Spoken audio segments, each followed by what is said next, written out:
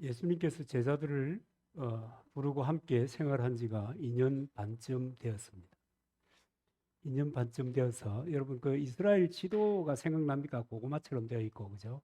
밑에는 유대, 중간에는 사마리아, 위에는 갈릴리인데 오늘 여기에 등장하는 빌립보 가이사라는 그 갈릴리 끝부분에 있는 그런 지역입니다. 그곳에서 예수님께서 제자들에게 물어보는 겁니다. 너희는 나를 누구라 하느냐? 여러분은 예수 그리스도를 누구라고 고백하십니까? 그런데 그 당시에 사람들은 예수 그리스도는 그리스도가 아니다. 이 그리스도는 헬라 말이고 히브리 말은 메시아입니다. 그렇게 생각하고 있을 때입니다. 사람들이 단지 예수에 대해서 생각하기를 오실 메시아, 그러니까 우리가 아는 세례 요한쯤으로 생각하는 겁니다. 메시아가 오기 전에 보냄을 받은 선지자, 이 정도로 생각을 합니다. 그런가 하면 그 당시에 기득권을 가졌던 제사장과 장로들은 바알 세불에 집혔다. 우리말로 하면 귀신 들린 놈이다. 이렇게 평가를 하던 그런 시절입니다. 그럴 때 베드로가 모든 제자를 대표해서 예수님의 질문에 대하여 분명하게 대답하는데 주는 그리스도십니다. 마태복음에 보면 좀 더 구체적으로 기록이 넓게 기록이 되어 있습니다. 주는 그리스도시요 하나님의 아들입니다. 그렇게 기록이 되어 있습니다. 그런데 이런 대답이 제자들에게서 베드로에게서 쉽게 나왔던 그 이유가 뭐냐면 2년 반 동안 예수님과 함께 했잖아요. 이것은요, 신학교에서 학부는 별로 묻지 않잖아요. 신대원 3년을 보낸 것보다 더 많은 시간을 예수님과 함께 보낸 시간입니다. 그러니까 예수님과 함께 보내면서 예수님의 그 놀라운 사역의 현장을 목격하고, 그죠? 또 자기들도 경험하고, 또 예수님의 말씀을 2년 반 동안이나 들은 거예요. 주일마다 들은 것이 아니고 늘 함께 하면서 예수님의 말씀을 들은 것입니다. 그렇기 때문에 자연스럽게 주는 그리스도시요 살아계신 하나님의 아들입니다 라고 하는 고백이 쉽게 이렇게 나왔을 것입니다. 이제 그러니까 예수님이 제자들에게 그렇게 고백하는 제자들에게 뭐라고 얘기하는가 하면 얘기하지 마. 다른 데 가서는 얘기하지 마라. 왜 여러분 다른 데 가서는 얘기하지 말라고 했을까요? 하나님께서 오랜 세월 메시아에 대한 기록을 주시고 여자의 후손을 통해서 메시아가 날 것이라고 하는 이 언약을 계속 주시고 마침내는 메시아가 오기 전에 엘리야가 올 것이다. 그런 얘기까지 해가면서 등장하신 마침내 실체이신 예수가 등장했는데 왜 쉬됐겠습니까? 아직은 십자가를 질 때가 하나님의 구원 섭리를 이루실 때가 아니다. 그러니까 늘 하나님의 일에 하나님의 때에 예수님은 초점을 맞추고 일하셨다라고 하는 것을 우리가 발견할 수가 있습니다. 그리고 이제 제자들에게 얘기합니다. 야, 이제부터 내가 해야 될 일이 있다. 그것은 뭐냐면 고난받는 거다. 많은 고난을 받는 것이다. 아마 깜짝 놀랐을 거예요. 제사장과 장로들에게 팔려서 버림받을 것이다. 그리고 마침내 십자가에서 죽게 될 것이다. 그리고 부활할 거야. 다시 살 거야. 여러분 얼마나 놀랐겠습니까? 그리고 제자들은 아마 그 얘기를 듣고 도대체 무슨 말인지 이해를 못했을 거예요. 왜냐하면 예수님의 제자들의 살아왔던 그 토양이 유대교잖아요. 유대교에서 기대하는 그 메시아라고 하는 것은 다윗 같은 왕이 출현하는데 그가 메시아일 것이다. 이런 생각이 가득 차 있는데 뭐라 버림을 받아, 뭐라 고난을 받아, 뭐라 십자가를 지고 죽어. 뭐야, 또 사흘 만에 부활한다는 것은 도대체 자기들의 그 살아왔던 삶의 여러 가지 이야기들과는 도대체 일치하는 점이 없는 그런 이야기를 하니까 제자들이 많이 곤란해했을 것입니다. 이런 사상을 기반으로 해서 생활을 관습이니 뭐 이런 것들이 기반으로 해서 베드로가 자신만만하게 얘기하잖아요. 주여, 절대로 그런 일은 없습니다. 왜냐하면 자기들이 믿는 그 메시아 관이라는 게 있으니까. 여러분, 이 가치라는 게 이렇게 중요한 겁니다. 자기가 가지고 있는 것을 끝까지 안 버리는 거예요. 어때요? 안 버리는 거예요. 그걸 끝까지, 언제까지 안 버리는 줄 아십니까? 오순절날 성령이 임할 때까지 안 버리는 거예요. 그래서 주여, 그런 일은 절대 없어요. 그러니까 이제 주님이 사탄아, 내 뒤로 물러가라. 내가 하나님의 일은 생각지 아니하고 도리어 사람의 일을 생각하는다. 여러분, 사단이 배후에서 늘 공작하는 것이 있습니다. 하나님의 일을 이루지 못하게 하는 것입니다. 그리고 사람의 일에 관심을 가지게 하는 겁니다. 우리도 자주 빠지는 거잖아요. 하나님의 일을 생각하면은 우리가 선택해야 될 것이 뻔하게 보입니다. 왜냐하면 기록해 놓았기 때문에. 여러분, 평생 교회 다니는데 모태 하지만 모태 신앙인데 성경을 한 번도 안 읽어봤다는 것은 이거 어느 도단이죠, 이게. 그잖아요. 그러니까 알아요. 알매도 불구하고 늘 사람의 일을 생각하는 것입니다. 여러분, 주님이 책망하신 까닭이 그겁니다. 사람은요, 고난이 없는 영광을 늘 꿈꿔요. 그러니까 예수 믿으면 내가 아무것도 안 해도 내가 하나님께, 하나님 아시죠? 그럼 오냐? 내가 이렇게 해줄게. 그래가지고 감나무 밑에 탁 들어 누워 있어도 그냥 감이 내 입에 톡 이런 거를 늘 생각하는 거예요. 그게 뭔지 아세요? 죄된 인간의 본성 중에 하나입니다. 대가를 지불하지 않고 그냥 영광이, 결과가, 열매가 내게 톡 떨어지기를 원하는 이 여러분 죄성입니다, 이게.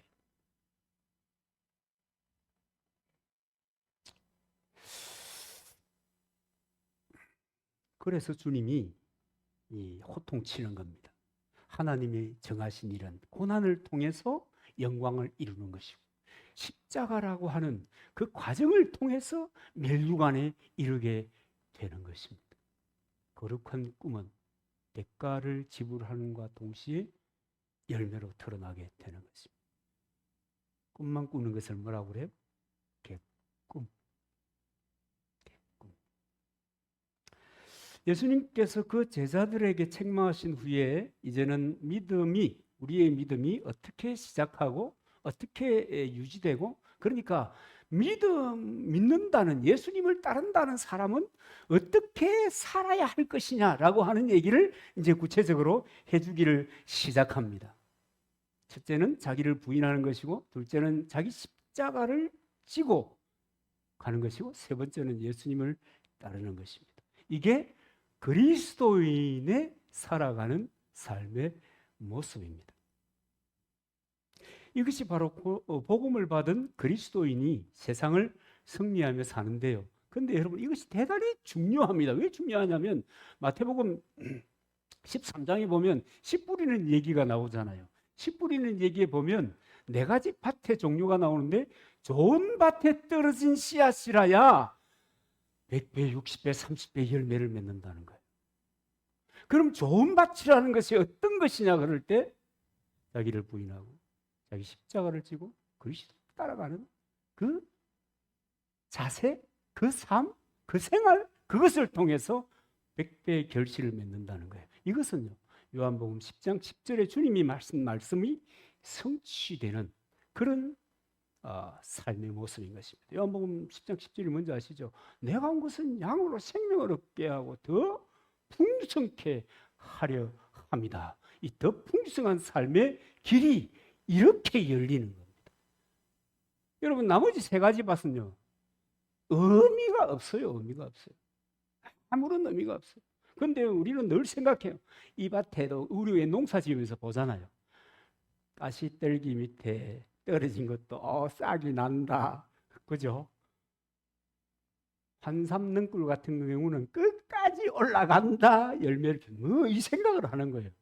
그러니까 하나님께서 지금 이 이스라엘에 있는 이 땅에 대한 이해가 전혀 없이 우리 땅 얘기를 하니까 아닌데 내가 돌짝밭이라도 내가 가시밭이라도 내가 도무지 쓸모없어 보이는 그런 밭이라도 내가 괜찮아 이렇게 생각하는데 여러분 의미 없습니다. 좋은 밭이라야 열매를 맺게 되고 결실하게 되는 것입니다.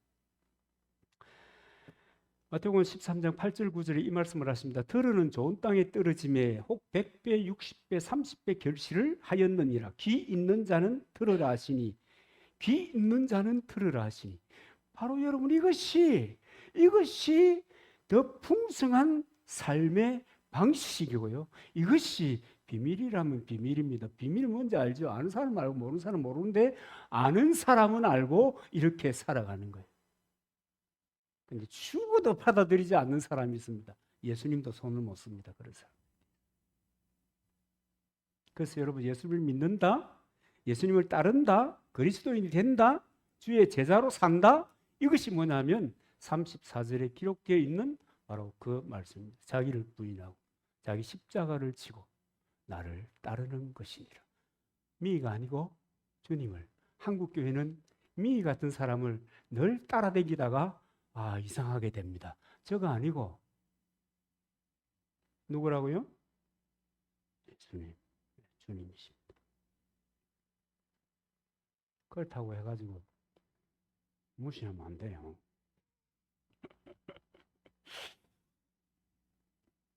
그래서 오늘 이 말씀을 통해서 다시 한번 여러분 우리가 어떻게 살아가는 것인가, 어떻게 열매를 맺는, 어떻게 풍성한, 어떻게 오늘은 고난의 터널을 지난다 하더라도 내일은 하나님이 예비하신 은혜를 누리게 되는 것인가, 좀 구체적으로 좀 생각해 보려고 합니다. 여러분 기억하십시오. 이겁니다.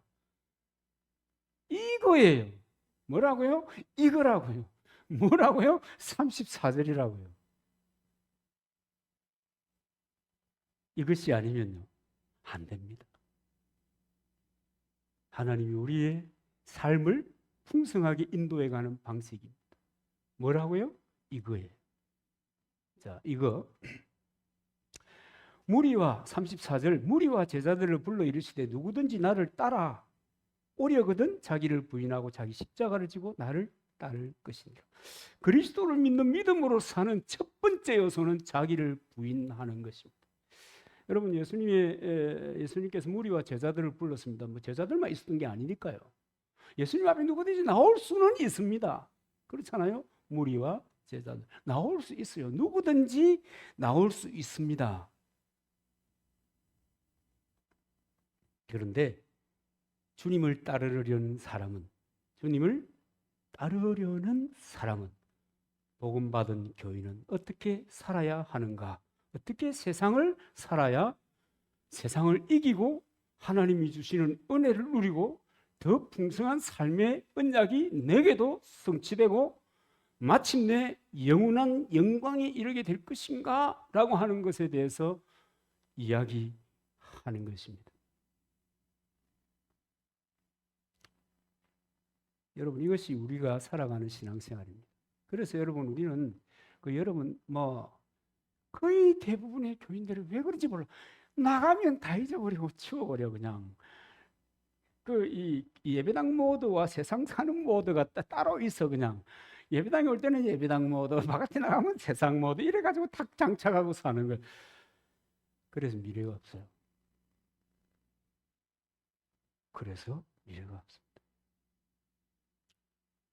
여러분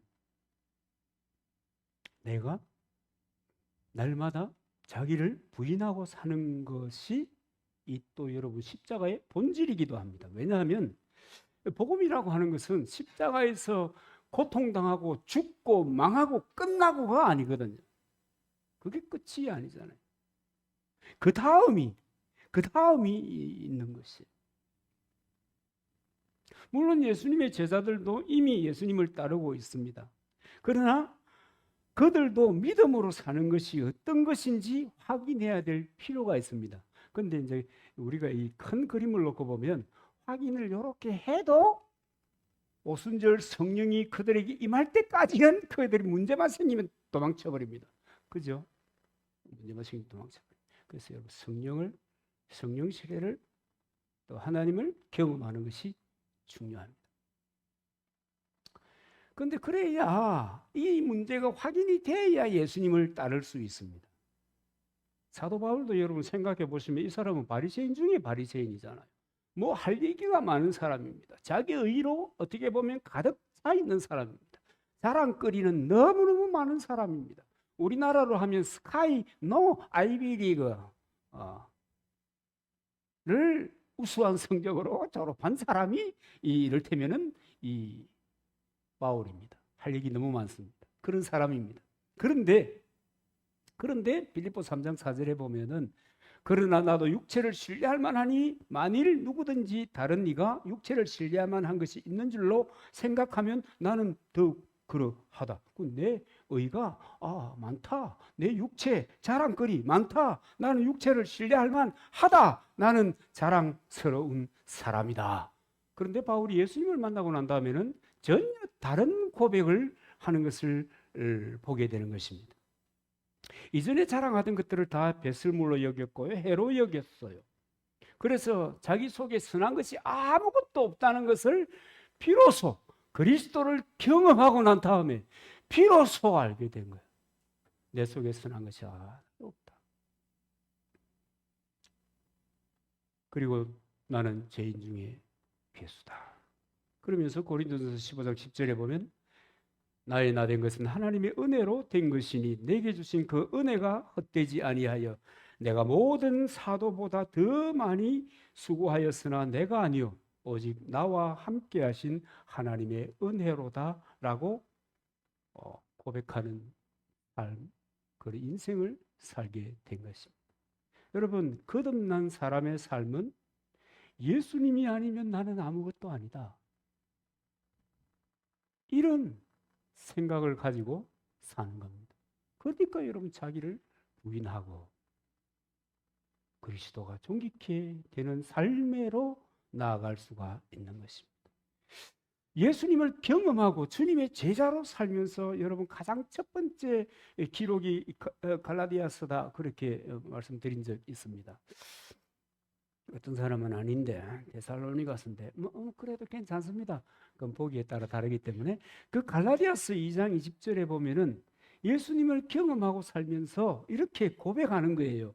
내가 그리스도와 함께 십자가에 못 박혔나니 그런즉 이제는 내가 산 것이 아니요 오직 내 안에 그리스도께서 사신 것이라. 이제 내가 육체 가운데 사는 것은 나를 사랑하사 나를 위하여 자기 몸을 버리신 하나님의 아들을 믿는 믿음 안에 사는 것이다. 여러분 갈라디아 교회가 어떤 상황에 있었기 때문에 바울이 이렇게 갈라디아 교인들에게 편지를 보낸지 아십니까? 갈등하고 있었다. 자기가 개척을 했는데 개척한 교회가 갈등 중에 있는 거야. 요즘 저 그런 데처럼 갈등하고 있는 거야. 그러니까 야야 그렇게 사는 것이 아니야. 그렇게 사는 것이 아니야. 미처럼 살아. 나도 그렇게 살고 있어. 너희도 그렇게 살아야 돼. 그런 얘기를 하고 있는 겁니다. 그리고 여러분 바울의 마지막 서신이 로마서인 거 여러분 뭐 아시지 않습니까? 그 로마서에 보면은 역시 마지막도 로마서 14장 8절에 보면 우리가 살아도 주를 위하여 살고 죽어도 주를 위하여 사나니 그러므로 사나 죽으나 우리가 주의 것이로다. 로마에 사는 성도들아 너희도 마찬가지다. 왜 로마에 여러분 이 메시지를 보낸지 아십니까? 역시 문제가 있으니까 좀 도와주세요 개척자님. 그러니까 이렇게 쓴 겁니다. 야 우리는 사나 죽으나 주의 것이야. 그게 그리스도인이야. 그리스도를 존귀케 하기 위하여 자기를 부인하지 않으면 내 자아가 죽지 않으면 하나님의 나라는 내 속에 이루어지지 않는 거야. 우리들에게 이루어지지 않는 거야. 이 간곡한 메시지를 보내는 것입니다. 그래서 이제 정리된 것이 빌립보서 1장 20절인데 살든지 죽든지 내 몸에서 그리스도가 존귀케 되게 하려 하나니. 예수님을 믿게 된다는 것은요, 그 순간부터 그리스도를 존귀히 여기는 삶을 살아가는 겁니다. 여기서 우리는 나를 통해서 그리스도가 존귀히 여김을 받는가라고 하는 것을 생각해야 돼요. 나를 통해서 나의 존재를 부정하는 그 역설적인 삶의 방식을 통해서 그리스도가 존귀케 되는가? 그 삶을 위해서 우리가 부름을 받았고 그 삶의 길에서 우리가 살아가야 될 사람들이다. 그가 그리스도인들이다.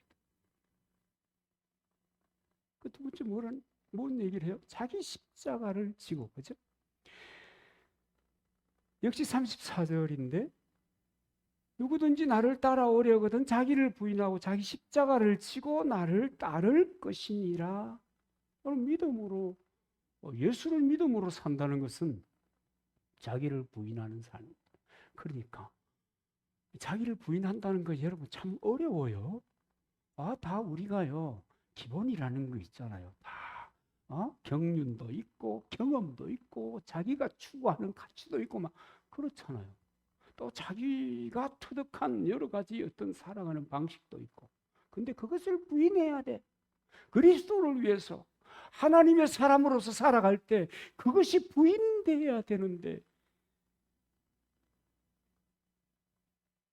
부인돼서 사는 삶을 누가 보여주냐? 그죠? 왜 많은 크리스찬들이 갈등하고 있는지, 왜 교회를 떠나고 가난 교인이라 그러는지, 그리고 가난 교인이 돼서 왜 그렇게 주님의 몸인 공동체를 씹는지, 왜 그런지 아세요? 자기 십자가를 지고 간 사람 본 적이 없다 이거예요. 아니 자기 십자가를 지고 가야 된다는데 자기 십자가를 지고 가는 사람을 본 적이 없어. 왜냐하면 종국적으로 보니까 이야 저 사람들이 누가요? 목사들이 누가요? 야생약들이 그렇더라고요. 그래서 내가 복음을 위하여 뭐 안 나간다, 예배당이 안 나간다 이런 이상한 소리를 하는 거예요. 참 안타까운 일이고 기가 막힌 일이 아닐 수가 없는 것입니다. 여러분 예수님 당시만 해도 대략 그 예수님이 이 십자가 그러니까 공생애를 시작하고 십자가를 질 만한 그즈음에 그 역사가들이 얘기하는데요. 그즈음에 3만 명 정도가 십자가형에 죽었대요. 그 총독의 간사, 그 빌라도의 관사에서부터 골고다 언덕 위에까지 1.5km쯤 되는데 그것을 고통의 길이라 그렇게 하더라고요. 비아 돌로로사. 제가 가봤을 때는 전혀 안 고통의 길이었습니다. 장사하는 사람들만 가득해서 뭐라도 한 개 짠한 것을 먹어줘야 지나갈 수 있을 만큼 사람들이 이렇게 많더라고요. 그 시대에는 그게 고통의 길이었습니다. 그 길을 가는 사람들이 많았어요. 그리고 십자가를 지고 가는 광경을 그 시대, 그 사람들은 자주 목격하는 그런 풍경이었습니다. 그래서 여러분, 우리가 예수님을 믿는다는 것은 예수님을 따라가는 삶을 산다는 것은 십자가를 지고 간다는 것인데 바로 이것은 뭐냐면 여러분 믿음의 삶에 대한 충분한 대가를 지불하는 삶이고 그리고 죽을 각오를 하고 걸어가는 길이 이 신앙의 길입니다. 사실은 그 길이 우리가 가는 길에 예배당에 출퇴근하는 길이 아니라고요. 그 길이 우리가 가는 길입니다. 그래서 신앙생활은 그냥 취미생활이나 시간이 있을 때 하는 그런 어떤 자기 관리를 위해서 하는 자기의 정신건강을 위해서 하는 그 취미하고는 전혀 다른 생명을 건 생활이 신앙생활입니다. 알고는 갑시다. 그 그게 신앙생활. 이제 탈종교화가 진행이 되면, 제가 이 탈종교화 얘기를 심각하게 하는 것은 이것이 진행이 되면, 이것이 진행이 돼서 어느 정도 진행이 되면 믿는다는 것 때문에 핍박을 왕창 받아야 돼요. 그래서 제가 이렇게 여러분 그 2달마다 하는 그 모임을 통해서 정말 거기서 정말 그 지하에 들어가서도 옹기종기 모여가지고 이 남상교회라는 이 간판은 탁 떨어지고 분해가 되고, 그렇게 되고 그 공동체에 가서도 우리들끼리 이렇게 모여가지고 정말 서로를 위해서 기도하고 배려하고 격려하고 세워가면서 주님 부리시는 그날까지 신앙의 삶을 유지해 갈 수 있는 뭐 이런 이 훈련이 되어야 돼요. 저는 그렇게 생각합니다. 뭐 그렇게 깊게 생각하냐? 저거 그런 거 생각 안 하면 살아야 될 이유가 뭡니까, 저거? 그렇잖아요. 오는 시대가 급변하고 있습니다. 여러분, 우리가 살고 있는 시대는 지금은 핍박받는 일이 없지만 나중에는 장차는 십자가를 치고서라도 예수님을 따라야 하는 그런 때가 온다. 그런데 꼭 그렇게까지 할 필요가 있냐? 여러분 어떻게 생각합니까? 꼭 그렇게까지 할 필요가 있나? 할 필요가 있다. 할 필요가 있다. 첫째는 인생의 더 풍성한 삶을 위해서, 그리고 두 번째는 로마서 8장 18절에 기록한 것처럼 생각컨대 현재의 고난은 장차 우리에게 나타날 영광과 좋게 비교할 수 없도다. 장래에 영원한 영광이 너무도 귀하고 값지기 때문에 그런 것입니다. 이렇게 살아가는 사람들이 마침내 왕 같은 제사장이 되는 겁니다. 그렇게 부름받고 마침내 그렇게 사는 거예요. 여러분, 왕 같은 제사장, 여러분, 왕 같다는 말은요, 엄청난 권세를 가진 제사장입니다. 권세 있는, 삘삘삘 하는 것이 아니에요. 세상 사람들에게 지배를 당하는 것이 아니에요. 그런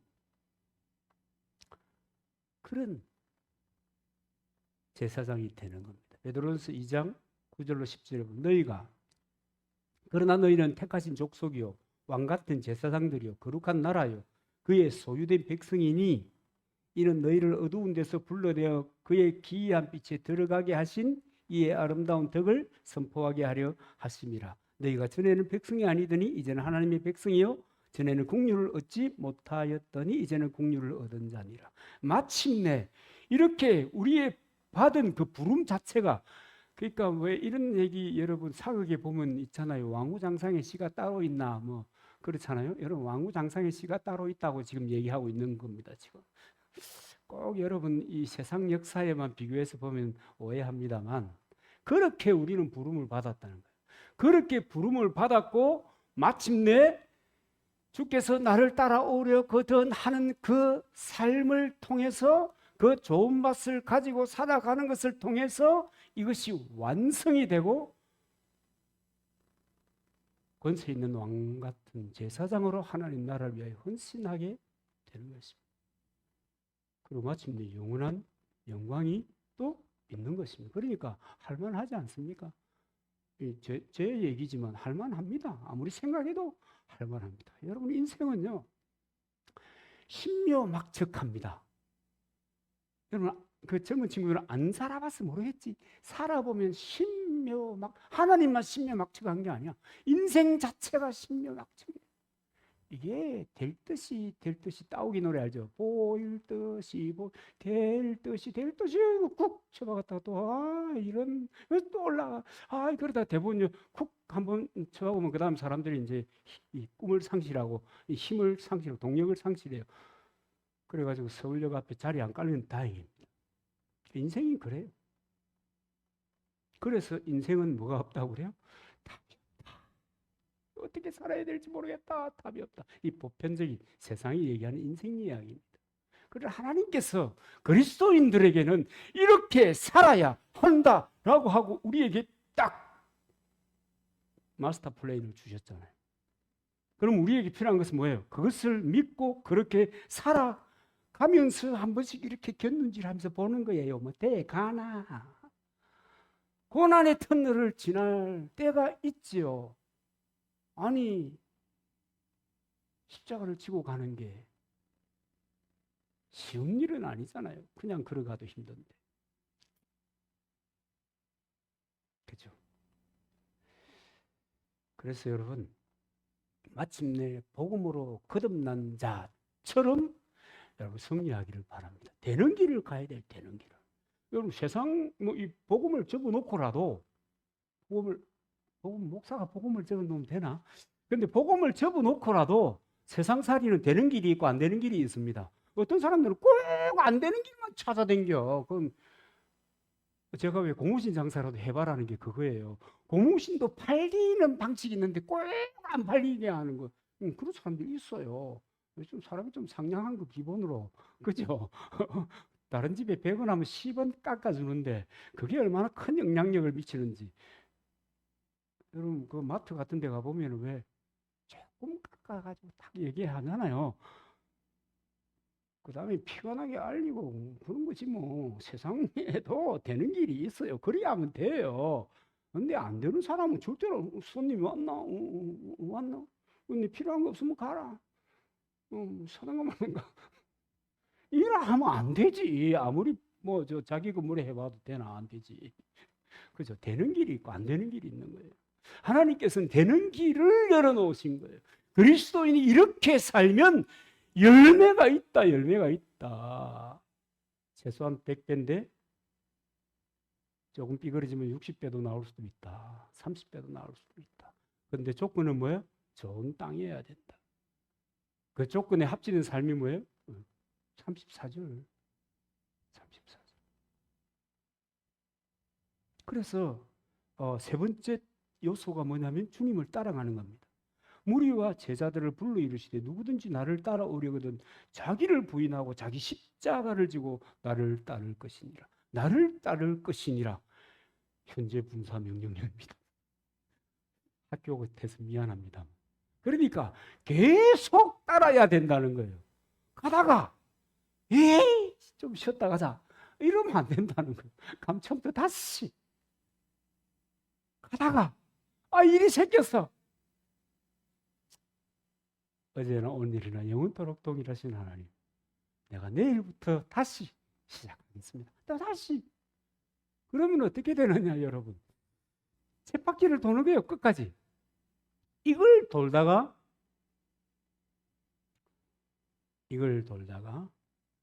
그러는 거예요. 그래서 띄엄띄엄 따르면 안 되고요. 정도에 멈추거나 돌아서면 안 돼요. 다시 처음부터.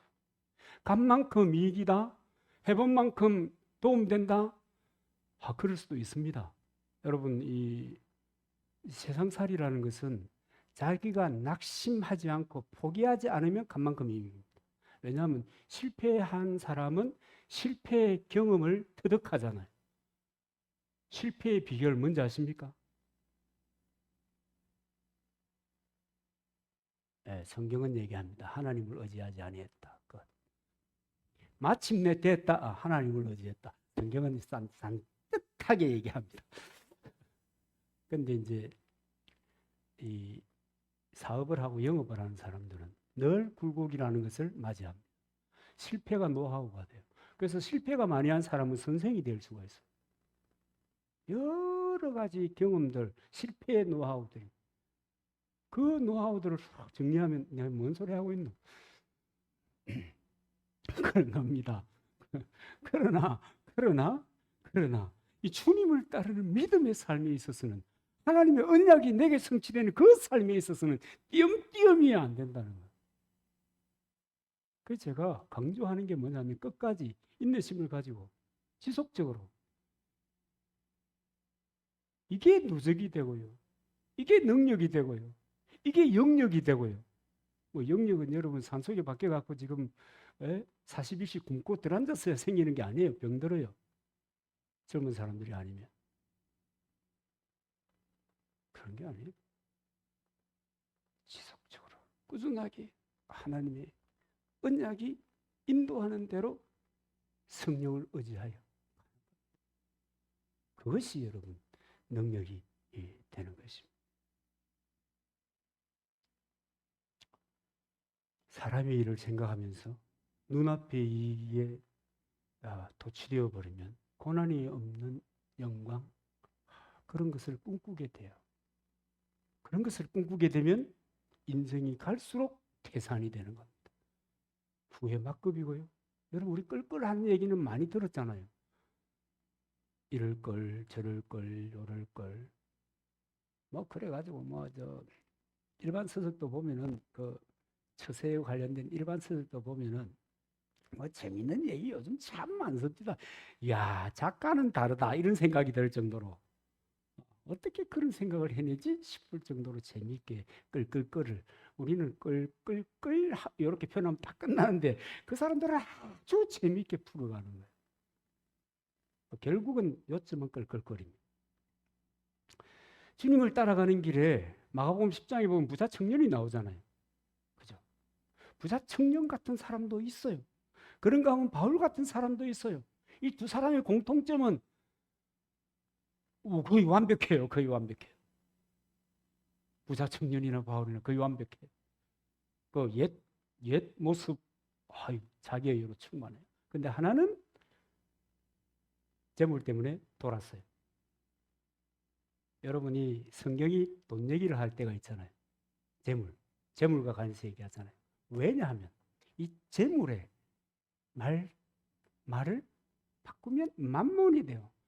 이 재물 신을 섬기게 된단 말이에요. 그래서 성경이 재물 얘기를 하는 것은 믿음에 관한 이야기입니다. 그걸 여러분 좀 간파하고 성경을 읽으면 도움이 많이 될 것입니다. 어쨌든 하나는 돈 때문에 주님을 포기했고 하나는 돌이켜서 참 제자가 되었습니다. 여러분 참 제자가 되시기를 주님의 이름으로 축원합니다. 참 제자는 어떻게 살아갑니까? 좋은 땅이 어떤 땅입니까? 아시죠? 34절. 여러분 좀 잊지 마십시오. 그리고 그 방향으로 이제 살아가 보시기를 바랍니다.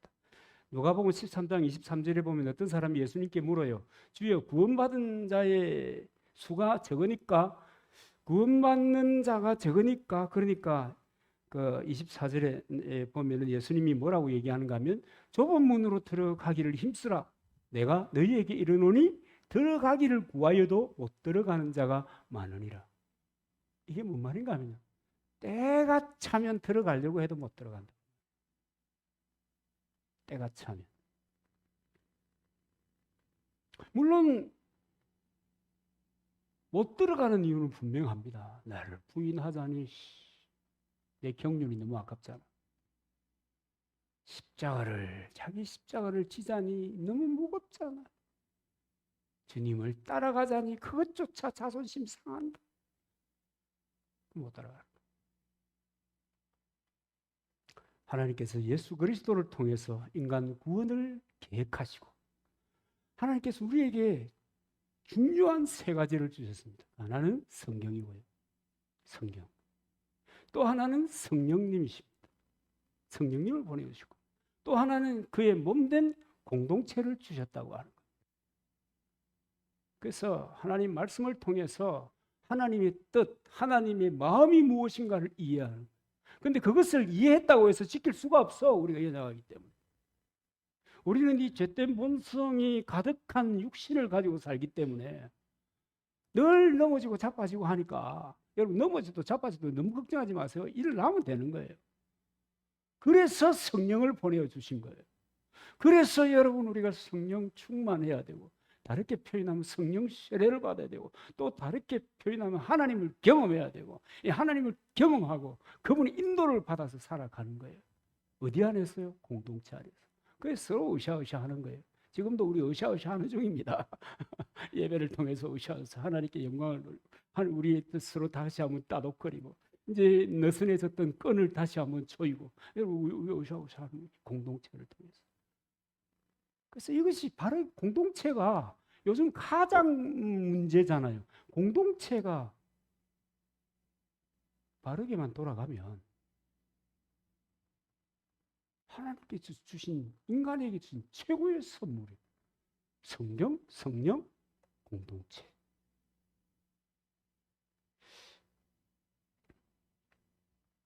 이것을 통해서 천국 가는 길에서 더 풍성하고 영광스러운 승리의 삶을 살아내게 해 주신 것입니다. 여러분, 그리스도인으로 산다는 것은 자기를 부인하고 자기 십자가를 지고 주님을 따라가는 삶입니다. 화려하게 안 보이다가 나중에는 놀라워라 이렇게 변하는 것이 그리스도인의 삶. 하나님 그렇게 만들어 가십니다. 지금 우리는 순환시대를 살지 않잖아요.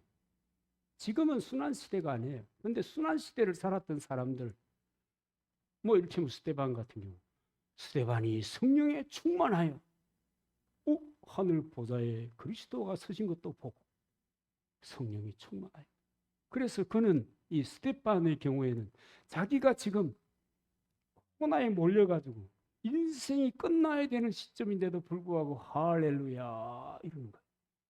성령에 충만해. 그러니까 우리가 육신으로 감당치 못하는 것을 성령께서 힘주시고 견인 이끌어 주시고 우샤함으로 함께 갈 수가 있는 것입니다.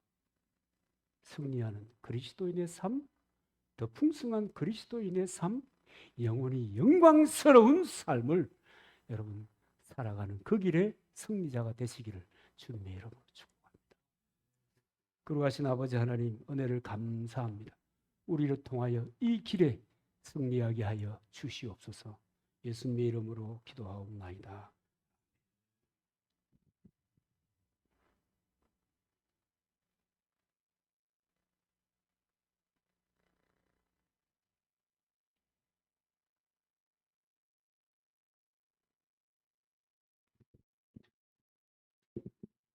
찬송가 내 주는 강한 성이요 찬송하시면서 봉헌하는 시간이 있겠습니다.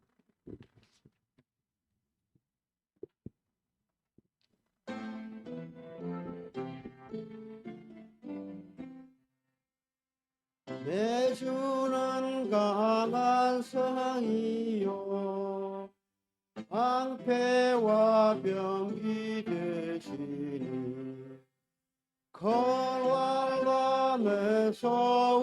우리를 구하여 내시리로다. 애도한수 마귀는 이때도 힘을 써 모략과 권세로 우리를 삼으니 저가에 누가 당하랴. 입만 어지할 때는 헤아릴 수밖에 없도다. 힘 있는 장수 나와서 날 대신하여 싸우네. 이 장수 누군가 주 예수 그리스도 만군의 주로다. 당할 자 누구랴.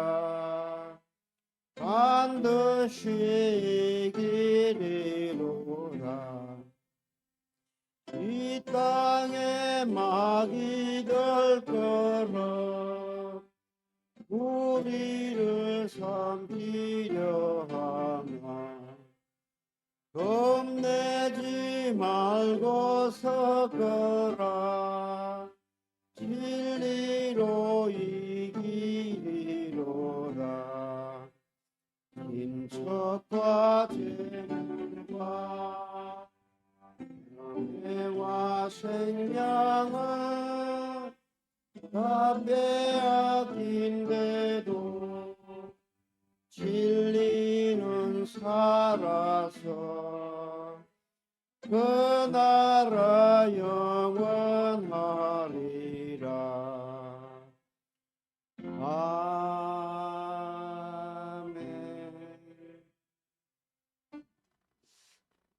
광고는 튜브를 참조해 주시기 바랍니다.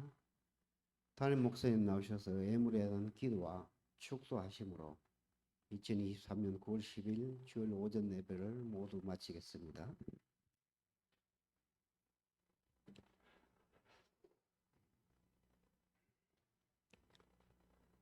오늘 말이죠. 은서가 말이죠. 결승전 하는 날이죠. 결승은 아니고 하여튼 어제 경기를 했는데 이겨버렸어요. 그래서 오늘 또 아마 이길 것 같아요.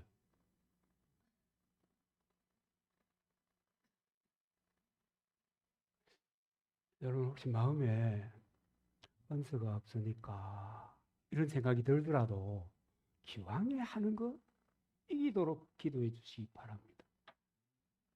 여러분, 네?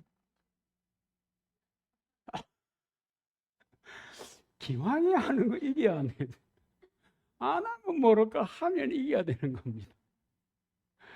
기도해 주시고 또 오늘 이제 중요한 시상식이 있는데 다음 주일로 한 주간 연기하기로 했습니다.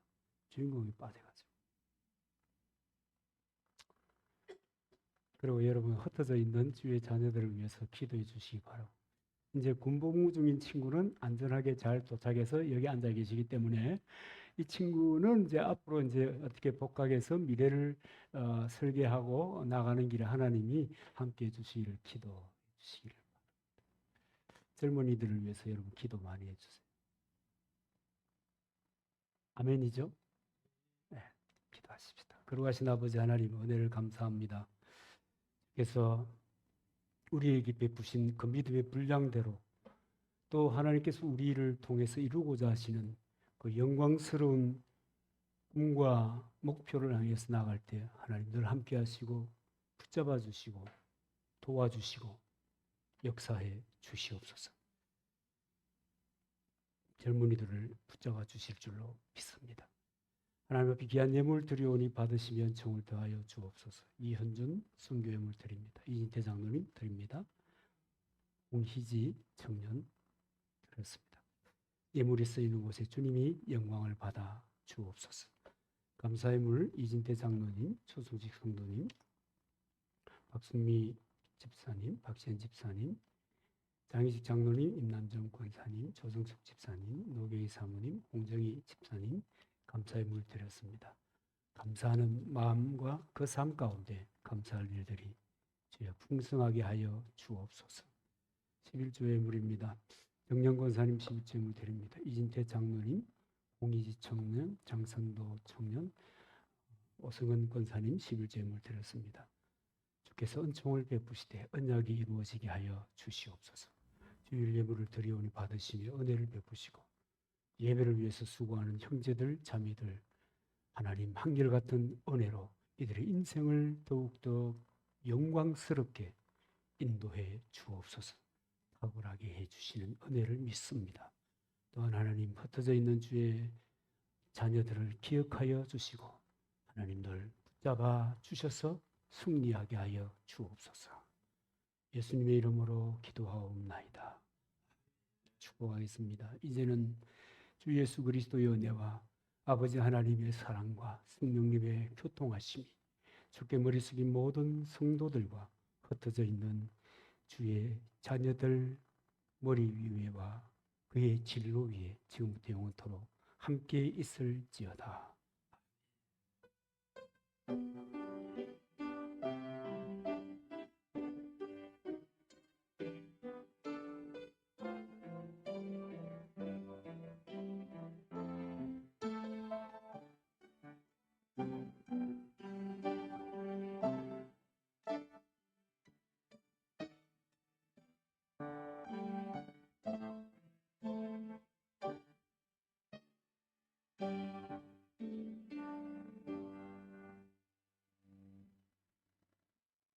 예배를 마쳤습니다. 수고하셨습니다.